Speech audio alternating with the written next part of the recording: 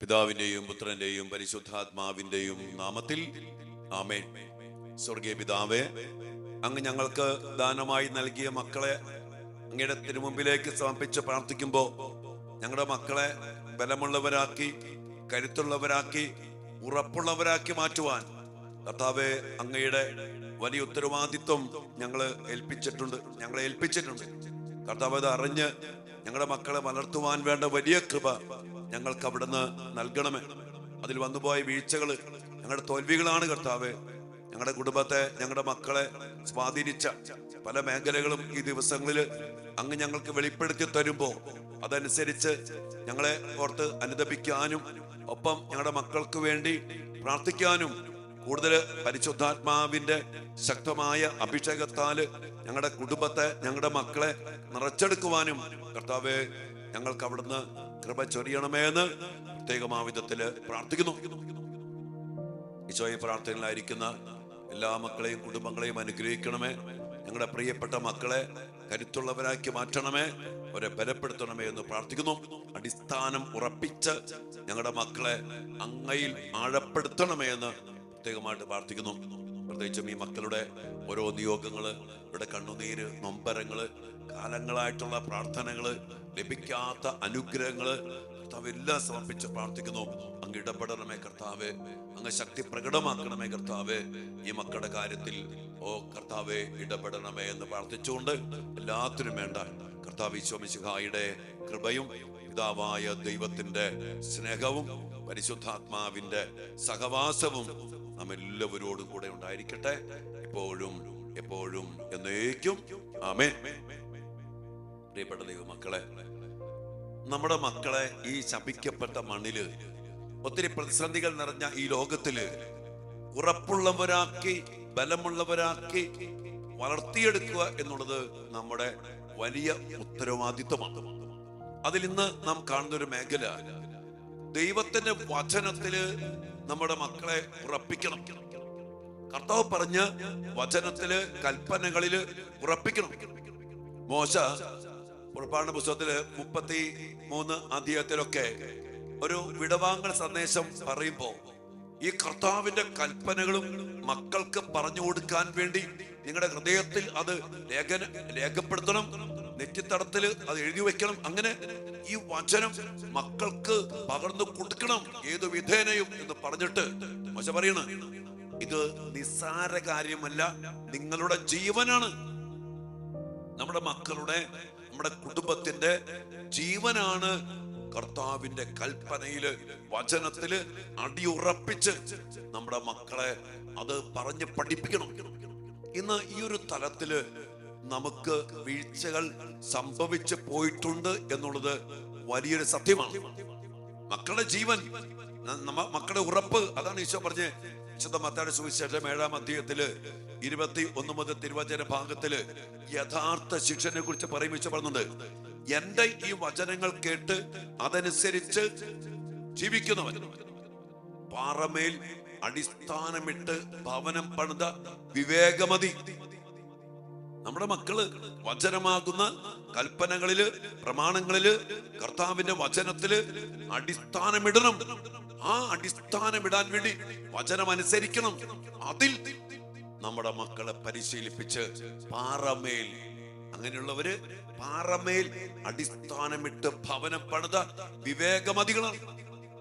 ഇന്ന് നമ്മുടെ മക്കൾക്ക് കർത്താവ് പറഞ്ഞു, വചനം, എന്റെ ശരീരം ഭക്ഷിക്കണം, എന്റെ രക്തം പാനം ചെയ്യണം. യോഹന്നാൻ 6:53 സത്യമായിട്ടും ജീവൻ ഉണ്ടാകണോ, വിശുദ്ധ കുർബാന സ്വീകരിക്കണം, കുമ്പസാരിക്കണം, പ്രാർത്ഥിക്കണം, ദൈവബന്ധത്തിൽ ആഴപ്പെടണം, വചനത്തിൽ ഉറപ്പിക്കണം.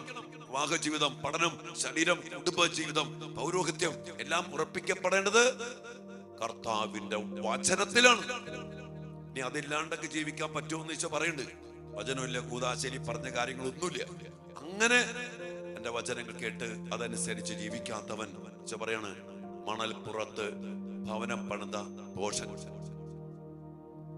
ഇന്ന് സത്യം പറയട്ടെ, നമ്മുടെ അനേക മക്കളെ നമ്മൾ ഭോഷന്മാരാക്കി.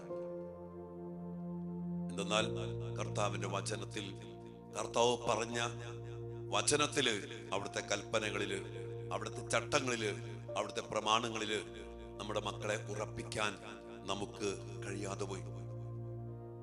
അതുകൊണ്ട് മണൽപ്പുറത്ത് ഭവനം പണിത ഭോഷൻ. പിന്നെ ഈ ലോകത്തില് 2 സ്ഥലത്തും എന്താണ് സംഭവം? മഴ പെയ്തു, വെള്ളപ്പൊക്കം ഉണ്ടായി, കാറ്റൂതി, അത് ആഞ്ഞടിച്ചു. ജീവിതത്തിന്റെ മേൽ, ഭവനത്തിന് മേൽ. പാറപ്പുറത്ത് പണിതത് വീണില്ല. എന്നാൽ മണൽപ്പുറത്ത് പണിത വീടുകൾ വീണുപോയി. അതിന്റെ വീഴ്ച വലുതായിരുന്നു.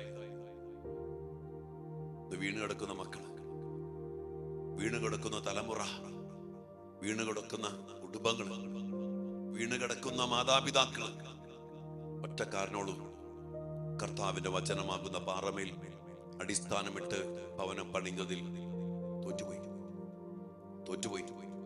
മക്കളെ കൊണ്ട് ഈ അടിസ്ഥാനത്തിൽ ഭവനം പണിയാനും ജീവിതം പണിയാനും അടിസ്ഥാനം ഉറപ്പിക്കുന്നതിൽ പരാജയപ്പെട്ടു പോയി. പ്രിയപ്പെട്ട മക്കളെ, ഇതൊരു വലിയൊരു അവസ്ഥയാണ്. അതുകൊണ്ട് നമ്മുടെ മക്കള് വിജയിക്കണമെങ്കിൽ, രക്ഷപ്പെടണമെങ്കിൽ 2 വഴിയില്ല, ഒറ്റ വഴി. ഒന്നെങ്കിൽ പാറപ്പുറത്ത് പണിത് വീഴാതെ സൂക്ഷിക്കാം, അല്ലെങ്കിൽ മണൽപ്പുറത്ത് പണിത് അടിഞ്ഞു ഒടുങ്ങി വീണ് തകർന്ന് വലുതായ വീഴ്ച അനുഭവിക്കാം. ഇത് 2 അല്ലാതെ മറ്റൊരു വഴിയില്ല. അതുകൊണ്ട് പ്രിയപ്പെട്ട ദൈവമക്കളെ, നമ്മുടെ മക്കൾക്ക് വേണ്ടി പ്രാർത്ഥിക്കാം. നമുക്ക് പറ്റിപ്പോയ വീഴ്ചകളെ ഓർത്ത് എന്റെ പിഴ, എന്റെ വലിയ പിഴ എന്ന് മാറത്തടിച്ചുകൊണ്ട് പറയാൻ സാധിക്കട്ടെ. എളിമയോടെ ഏറ്റുപറഞ്ഞ് കർത്താവിന്റെ കരുണയ്ക്ക് വേണ്ടി പ്രാർത്ഥിച്ച്, കർത്താവ് ഞങ്ങളുടെ മക്കളെ അങ്ങയുടെ വചനത്തിൽ ഉറപ്പിക്കണമേ, പുനഃപ്രതിഷ്ഠിക്കണമേ.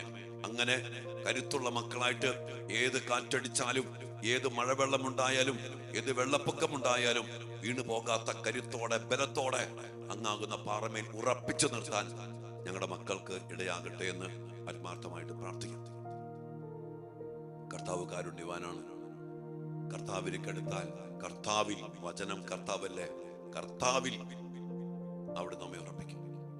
കർത്താവിൽ ഉറപ്പിക്കപ്പെട്ട ഒരു വീടും, ഒരു ജീവിതവും, ഒരു പൗരോഹിത്യവും, ഒരു ജോലിയും, ഒരു പഠനവും, ഒരു ബിസിനസ്സും ജീവിതത്തില് തകരില്ല. അതാണ് പ്രഭാഷകൻ 2:10 പറഞ്ഞ, തലമുറകളെ പരിശോധിക്കുവിൻ, കഴിഞ്ഞ കാലങ്ങളെ നിങ്ങൾ അന്വേഷിക്കുവിൻ. നിങ്ങൾ അന്വേഷിച്ചു നോക്ക്, കർത്താവിനെ ആശ്രയിച്ചിട്ട് ആരാണ് ഭഗ്നാശരായിട്ടുള്ളത്? കർത്താവിനെ വിളിച്ചപേക്ഷിച്ചിട്ട് ആരാണ് നിരാശരായിട്ടുള്ളത്? കർത്താവിനെ തേടിയവർക്ക് സങ്കടപ്പെടേണ്ടി വന്നിട്ടുണ്ടോ? ഒരിക്കലുമില്ല. നിങ്ങൾ പഠിച്ചു നോക്ക്, തലമുറകളെ പരിശോധിക്കുക, കഴിഞ്ഞ കാലങ്ങളെ നിങ്ങൾ പരിശോധിക്കുക. എന്നിട്ട് കർത്താവിൽ ഉറപ്പിക്കപ്പെട്ട ഒരു ജീവിതവും തകർന്നു പോയതായി കേട്ടിട്ടില്ല.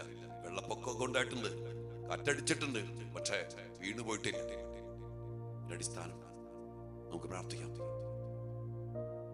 കർത്താവ്, ഞങ്ങളുടെ മക്കളെ സമർപ്പിക്കുന്നു. ഉറപ്പുള്ള അടിസ്ഥാനം അങ്ങ് ഞങ്ങൾക്ക് നൽകിയിട്ടുണ്ട്. അത് അങ്ങയുടെ വചനങ്ങളും അങ്ങ് തന്നെയാണ്. കർത്താവെ, അതിൽ ഉറപ്പിക്കാൻ പറ്റാതെ പോയ ഞങ്ങളുടെ ജീവിതങ്ങൾ, ഞങ്ങളുടെ മക്കളെയും ഉറപ്പിക്കാൻ ഞങ്ങൾക്ക് കഴിയാതെ പോയി. അതിന്റെ നാശങ്ങളും തകർച്ചകളും ഞങ്ങളുടെ മക്കൾ അനുഭവിക്കുന്നു. കർത്താവ്, ഞങ്ങൾ അങ്ങയോട് പ്രാർത്ഥിക്കുന്നു. ഞങ്ങളുടെ മക്കളെ അങ്ങാകുന്ന പാറമേൽ അങ്ങയുടെ വചനത്തിന്റെ അടിസ്ഥാനത്തിൽ ഉറപ്പിക്കണമെന്ന് പ്രാർത്ഥിക്കുന്നു. വീണു പോകാതെ, നശിച്ചു പോകാതെ, തകർന്നു പോകാതെ, കർത്താവെ, ഏതെല്ലാം പ്രതിസന്ധി വന്നാൽ വീണു പോകാതെ ഉറച്ചു നിൽക്കാൻ ഞങ്ങളുടെ മക്കളെ അനുഗ്രഹിക്കണമേ. അതിന് വേറെ വഴിയൊന്നുമില്ല. കർത്താവെ, അങ്ങയിൽ ഉറപ്പിക്കണം. അങ്ങാകുന്ന വചനത്തിൽ, അങ്ങാകുന്ന തൈത്തണ്ടിൽ, അങ്ങയിൽ തന്നെ ഉറപ്പിക്കപ്പെടണം. അതിനായിട്ട് ഞങ്ങളുടെ എല്ലാ മക്കളെയും സമർപ്പിക്കുന്നു. ഞങ്ങളുടെ വീഴ്ചകളോർത്ത് ഞങ്ങൾ അങ്ങയോട് മാപ്പ് ചോദിക്കുന്നു. ഞങ്ങളുടെ തോൽവികളെ ഓർത്ത് ഞങ്ങൾ അങ്ങയോട് മാപ്പ് ചോദിക്കുന്നു. അങ്ങേക്ക് ഞങ്ങളെ വീണ്ടും ജയിപ്പിക്കാനാകും. അങ്ങേക്ക് ഞങ്ങളെ വീണ്ടും അങ്ങയിൽ പുനഃപ്രതിഷ്ഠിക്കാനാകും.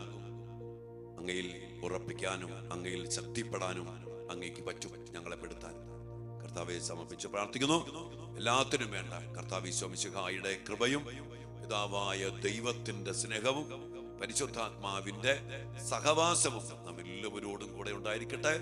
നമ്മുടെ മക്കൾ വീണ്ടും കർത്താവിൽ ഉറപ്പിക്കപ്പെടട്ടെ, വചനം ഉറപ്പിക്കപ്പെടട്ടെ, ഉദാശകൾ ഉറപ്പിക്കപ്പെടട്ടെ, പരിശുദ്ധാത്മാവിൽ ഉറപ്പിക്കപ്പെടട്ടെ. പരിശുദ്ധാത്മാവല്ലാത്ത മറ്റൊരാത്മാവും നമ്മുടെ മക്കളെ നയിക്കാനോ നിയന്ത്രിക്കാനോ ഇടയാകാതിരിക്കട്ടെ. ആമേൻ. നമുക്ക് പ്രാർത്ഥിക്കാം. എല്ലാവരെയും അനുഗ്രഹിക്കട്ടെ.